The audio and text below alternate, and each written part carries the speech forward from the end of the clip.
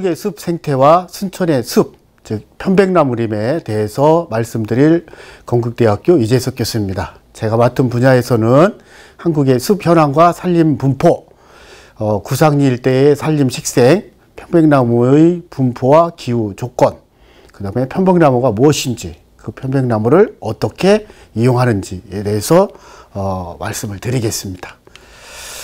자, 먼저 남한의 행정구역별 숲 분포 현황을 보시면 강원도가 21.7%, 경상북도가 21.4%. 그래서 이제 강원도와 경상도가 거의 같은 비율로 1위를 차지하고 있고요. 그 다음에 이제 경상남도가 11.2%, 그 다음에 네 번째가 전라남도가 10.8%로 남한의 4위를 차지를 하고 있습니다. 그렇죠? 보시는 바와 같이 이런 순서로 되어 있고요. 그 다음에 이제 이러한 어떤 숲이 어떠한 생태적인 특성을 가지고 한반도에 분포해 있는가를 보면 맨 북한의 북쪽, 얘는 냉온대 산림대, 그래서 전나무라든지 가문비나무, 분비나무, 잣나무 같은 것들이 분포하는 고산성 냉온대 산림대가 분포를 하고 있고요. 그보다 조금 남쪽이면서 해발고도가 조금 낮은 지역에서는 온대 북부 산림대, 이제 팥배나무라든지 신갈나무라든지 거제수나무라든지 이러한 나무들이 우점하는 그런 북부 산림대가 분포를 하고 있습니다. 그 밑으로 내려오게 되면 우리 남한에 이제 넓게 해당되는 지역인데요. 온대 중부 산림대로서 느티나무나 떼죽나무, 그다음에 시당나무, 졸참나무 이런 것들이 분포를 하고 있고, 그 다음에 이제 우리 전라남도가 해당되는 부분에는 온대 남부 산림대와 난대 산림대가 겹쳐져 있습니다. 그래서 앞에 말씀드린 것처럼 한반도에서 숲의 면적상으로 볼 때는 4위나 전라남도에 해당하는 지역은 온대 남부 산림대와 난대 산림대가 겹쳐져 있기 때문에 단조로운 냉온대 산림대나 북부 산림대, 온대 중부 산림대, 그다음에 강원도가 해당되는 지역이겠죠. 이런 지역의 단순한 그런 숲보다는 전라남도 이쪽에 분포하는 두 가지 형태의 산림대가 겹쳐져 있는 전라남도가 훨씬 다양성을 가지고 있고, 그로 인해서 어떤 이용 가치가 매우 높다라고 이렇게 말씀드릴 수가 있겠습니다. 그 다음에 그러면 이제 실제로 여러분들이 거주하고 계시는 순천의 구상리 일대의 산림 식생은 어떤 특성을 가지고 있느냐. 자, 여기에 보면 구상리에서 북쪽을 바라보면 매우 높은 산림지대와 용계산 지역을 위주로 하는 높은 지대와 그 하반부에 자리 잡은 지역, 그 다음에 저지에 자리 잡은 지역, 이렇게 세 부분으로 나누게 되는데, 아주 공교롭게도 어떤 이용성을 증가시키기 위해서 만들어진 그 하늘이 준 선물과 같은 그런 어떤 숲이 배치가 잘 되어 있습니다. 그래서 용계산을 위주로 하는 높은 지역에는 고산대, 온대, 중부 산림, 그 바로 밑에 지역에는 저지의 온대, 남부 산림대, 그 다음에 그 순천 시내에 가까운 아주 낮은 저지대에는 해안 난대 산림대가 분포를 하고 있습니다. 그렇죠? 그래서 이러한 지역의 다양성, 좁은 지역임에도 불구하고 산림 식생이 매우 다양하다라고 이렇게 말씀드릴 수가 있겠습니다. 자, 이번에 여러분들이 이제 그 관광객들이나 탐방객들이 오게 되면 주로 이제 안내를 하거나 그 다음에 이제 활용해야 되는 그 편백나무는 어떤 나무인가라고 하는 것을 살펴보면, 자, 식물은 물에서 출발했습니다. 물에서. 그래서 플랑크톤류의 물에서 출발하고 이것이 점차 육지로 퍼져나가게 됩니다. 근데 중요한 수분, 건조 이것들을 극화하기 위해서, 그죠? 습도가 풍부한 지역에서 자라는 이끼류, 그 다음에 물관을 갖추게 되는 고사리류, 그 다음에 꽃이 피는 큰 나무로 자라는 침엽수류, 그죠? 이 침엽수류에 바로 편백나무가 속하게 됩니다. 그죠? 그래서 이 편백나무와 같은 종류의 나무로서는 소나무, 삼나무, 노간주나무, 곰솔, 주목, 낙엽송, 잣나무, 여러분들이 흔히 잘 주변에서 흔히 볼 수 있는 잎이 뾰족한 그러한 나무들이 바로 편백나무와 같은 친척이 되는 침엽수류가 되겠습니다. 자, 편백나무는 뭐냐? 소나무 목에 측백나무과에 속하는 측백나무과의 편백나무에 속하는 나무입니다. 그죠? 그래서 잎은 여러분이 자세히 현미경상으로나 아니면 돋보기 같은 것으로 봐야 보이게 되는데, 줄기에 아주 작은 잎들이, 뾰족한 작은 잎들이 밀착되어 있는 형태고요. 그래서 그런 것이 사계절 푸른 잎을 가지고 있기 때문에 어떤 외부의 균들로부터 방어를 해야 됩니다. 그래서 편백잎이라든지 또 푸른 줄기 이런 곳에서 이런 특이성, 어떤 기름 성분이 추출이 되는데, 이것이 바로 아토피의 치유 효과가 있다든지 아니면 어떤 심리적으로 안정을 주는 효과라든지 여러 가지 의학적인 효과가 이렇게 밝혀지고 있습니다. 그래서 외국에서 보면 이런 편백나무는 보시는 바와 같이 장작으로 이런 정유성 오일이 품어져 나오기 때문에 저런 장작 형태로 그대로 방에 배치해 놓거나 아니면 장판지로 뭐 벽지라든지 아니면 어떤 가옥의 바닥, 그 다음에 이제 왼쪽 밑에서 보시면 이렇게 분재 형식으로 아주 예쁘게 나무를 가꿔서 정원수로도 사용하기도 하고, 그 다음에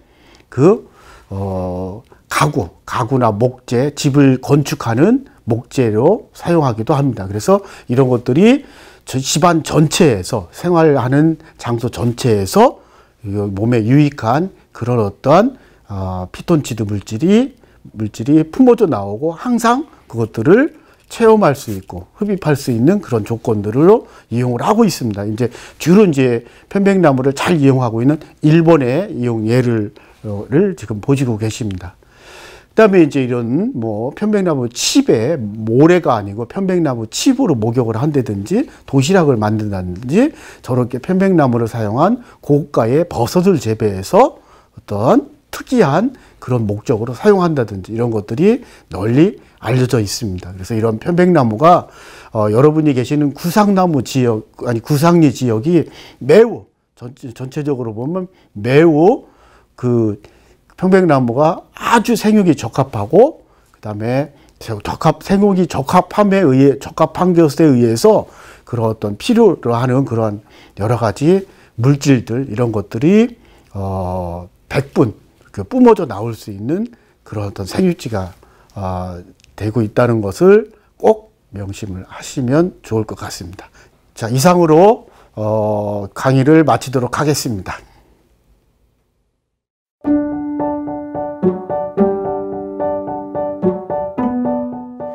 안녕하십니까. 우리나라 숲의 테르펜에 대해서 말씀드릴 건국대학교의 조경상 교수입니다. 먼저 테르펜이란 나무나 일부 곤충들이 생산하는 휘발성 물질로서 우리에게는 피톤치드로 잘 알려져 있습니다. 즉 피톤치드의 전문 용어가 테르펜입니다. 특히 침엽수에서 많이 생산되며 나무가 생리적으로 가장 왕성한 여름철에 많이 발산된다고 알려져 있습니다. 테르펜은 광합성을 통해서 생산된 포도당을 변형시켜서 만들어집니다. 즉 나무가 포도당을 이소프렌이라는 중간 물질로 변형한 후에 다양한 테르펜으로 만들어냅니다. 동물과는 달리 식물은 움직이면서 도망가지 못하므로 식물이 곤충을 쫓기 위해서 사용하는 일종의 무기가 되겠습니다. 즉 피톤치드는 나무에서 나오는 천연 살충제라는 뜻이 되겠습니다. 테르펜은 수천 가지 종류가 있으면서 나무마다 다른 조성의 테르펜을 생산합니다. 기후 조건과 생장 조건에 따라서 발산하는 테르펜 또한 달라지기도 합니다. 숲마다 나무의 종류가 다르고 자연 환경이 다르기 때문에 숲 고유 조성의 테르펜을 발산한다고 할 수가 있겠습니다. 테르펜은 이런 다양한 생리 활성을 가지므로 인간에게 유용하게 사용되어 왔습니다. 보시는 그림은 다양한 테르펜의 이용을 나타내고 있습니다. 그중 저는 몇 가지 테르펜의 예를 들어서 그 테르펜들이 어떻게 이용되어 왔는지에 대해서 말씀드리도록 하겠습니다. 먼저 소나무에서 많이 나오는 알파피넨의 경우에는 천식, 진통, 불안 해소 등에 이용되어 왔습니다. 또한 계피에서 많이 나오는 베타카리오필렌 같은 경우에는 진통, 불안 해소, 항우울증에 작용한다고 알려져 있습니다. 또한 레몬에서 많이 나오는 리모넨의 경우에는 불안 해소, 항우울, 항염증 작용이 있다고 알려져 있습니다. 그리고 라벤더에서 많이 나오는 리나룰은 불안 해소, 항우울, 항염증, 항치매 등의 작용이 잘 보고되어 있습니다. 이렇게 테르펜은 산림용을 통해 얻을 수 있는 주요한 유효 성분이 되겠습니다. 자, 그럼 다음으로 우리나라 숲의 테르펜에 대해서 우리 연구팀이 지난 3년 동안 연구한 결과를 말씀드리도록 하겠습니다. 저희는 우리나라 주요 산지 몇 곳에 대해서 지난 3년 동안 테르펜의 발산과 그 조성을 조사해 왔습니다. 그 결과 알파피넨, 베타피넨, 캠퍼, 카렌, 리모넨, 파라시멘 등의 6가지 주요 테르펜이 공통적으로 많이 나온다는 것을 확인할 수가 있었습니다. 그 중에서 이 화렵수인 밤나무 숲보다는 침엽수림에서 테르펜이 많이 발산된다는 것을 우리가 알 수가 있었습니다. 그리고 소나무가 주를 이루는 양양과 고성의 테르펜 조성이 매우 유사하였습니다. 그러나 순천의 경우에는 편백나무 숲으로 이루어졌는데 이는 고성과 양양의 소나무 숲과는 전혀 다른 조성을 확인할 수가 있었습니다. 다음으로 순천숲의 테르펜의 특성을 좀 더 자세히 알아보도록 하겠습니다. 양양과 고성의 소나무림은 알파피넨, 베타피넨이 압도적으로 많고 다른 테르펜은 상대적으로 매우 적은 데 비해서 순천의 경우에는 편백림으로 테르펜이 비교적 골고루 발산된다는 것을 확인할 수가 있었습니다. 또한 순천 3지점의 경우에는 수령이 매우 어린 편백림으로 이루어졌는데요. 편백림에서는 테르펜의 발산이 가장 많은 특징을 보였습니다. 특히 순천 3지역의 경우에는 테르펜의 발산 분포가 다른 지점과 확연히 다르다는 것을 확인할 수가 있었습니다. 그 중에서 카렌이라는 테르펜이 발산이 다른 지역에 비해서 훨씬 높다는 것을 알 수가 있었습니다. 다음으로 그럼 카렌이 어떤 효과가 있는지에 대해서 기존에 연구된 연구 결과들을 말씀드리도록 하겠습니다. 보시는 바와 같이 카렌은 뼈 형성 세포를 발달시키거나 수면을 증진하는 효과가 보고되었고 또한 항염증 효과가 있다고 알려져 있습니다. 그러므로 이러한 카렌을 많이 포함하는 순천숲은 다른 숲에 비해서 이러한 생리 활성이 더 활발하게 일어날 수 있는 그런 좋은 효과가 있을 것으로 기대할 수가 있겠습니다. 결론적으로 이 테르펜은 식물에서 발산되는 물질로서 수천 가지 종류가 있습니다. 식물마다 기후마다 서로 다른 테르펜이 발산되므로 숲마다 테르펜의 종류가 다릅니다.